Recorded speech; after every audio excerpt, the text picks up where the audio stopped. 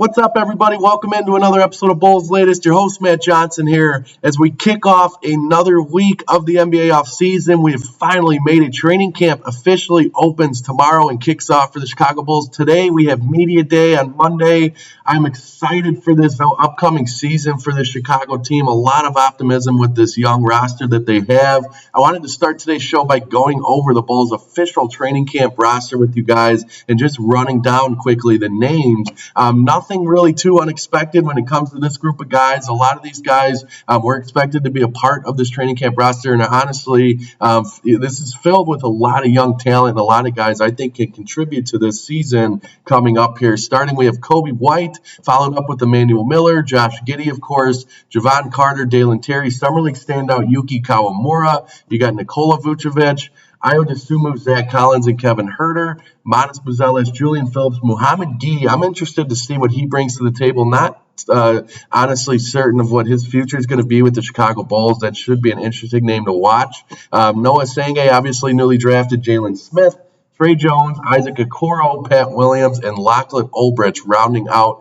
the training camp roster there. There's a lot of exciting names in a group of guys who really have a lot to prove, and that's why I think it's so interesting moving into this next season here. We're on the doorstep of it, is there's a lot of young talent on this team looking to make a name for themselves, and it makes Billy Donovan's job a lot more fun when he gets to play with some young talent there and kind of gets to switch around lineups and mold this roster into what he would like to, and that'd be one that is filled with a bunch of depth and one that he can kind of switch guys in and out of different combinations of lineups. And I've talked about that a ton this entire offseason. I think Billy Donovan's going to have a field day with some of these young names here. Has a knack for coaching and developing young talent there. The newly acquainted Hall of Famer is going to have a solid year with this young roster, I think. And I think the Bulls are going to surprise a lot of people.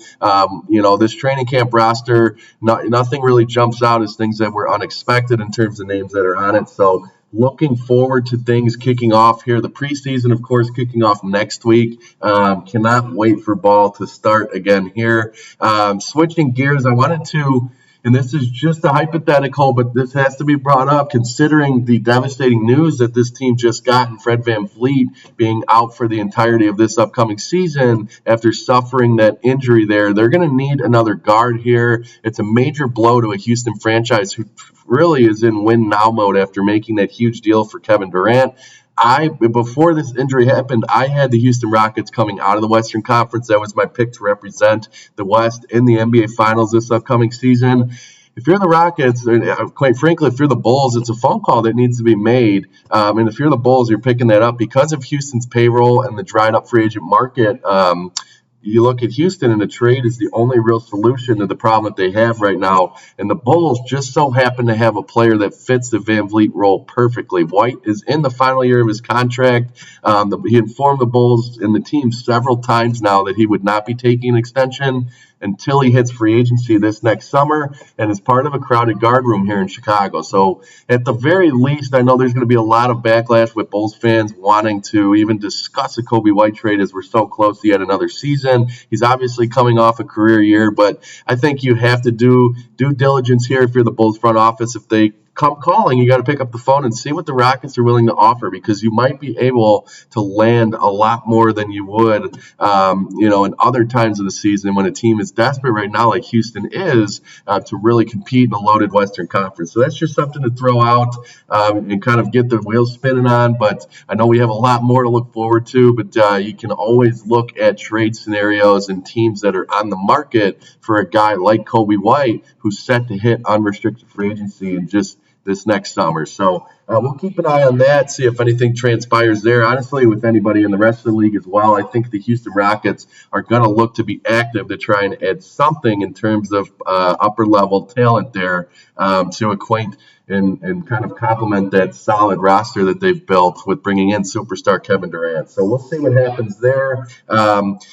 I wanted to bring up a looming question for the Chicago Bulls team, and ESPN kind of released this article with all 30 teams. They brought up one looming question about what is the biggest kind of thing that is going to swing a team season. The biggest question for the Bulls is, will the Bulls young players take the next step? They have so many good young players on this roster, a lot of guys who have a ton to prove, and I think I talked about this in a few previous episodes here recently, but the Bulls are so exciting because they have so many young guys on this team who are looking to make a name for themselves, and that combination of guys could really, provide some solid basketball here this upcoming season in a young, hungry Bulls bunch, coached by such a solid guy and a perennial Hall of Famer, Billy Donovan.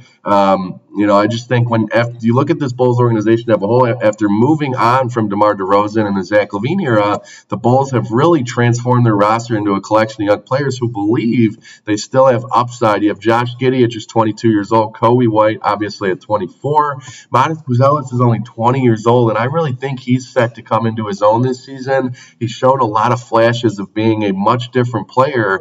I know it's a shortened summer league slate for him, but that is a very promising guy. He looks bigger. He looks more developed in terms of an NBA body here. I think Modest Buzelis is going to have a monster year. And then obviously you got the 18-year-old Noah Senge. This guy is a super young, raw talent. I've talked about him all summer long. I'm excited for this guy to finally hit the floor and get some minutes here as we kick off the preseason in just a week here. So, overall, for a team that has made the playoffs once in the last 8 seasons, that includes 3 straight losses in the play-in tournament. The Miami Heat have kind of had their number in that format, but they'll need a player to blossom into a star. The team will really, honestly, continue to remain in play-in purgatory. Something I've talked about. I really want the Bulls to jump out of that spot there and kind of, skyrocket into a top 6 seed there in the East. I think it's very doable. There's a lot of young talent, so it's really hard to say where things are going to go early on this upcoming season. I think the Bulls, though,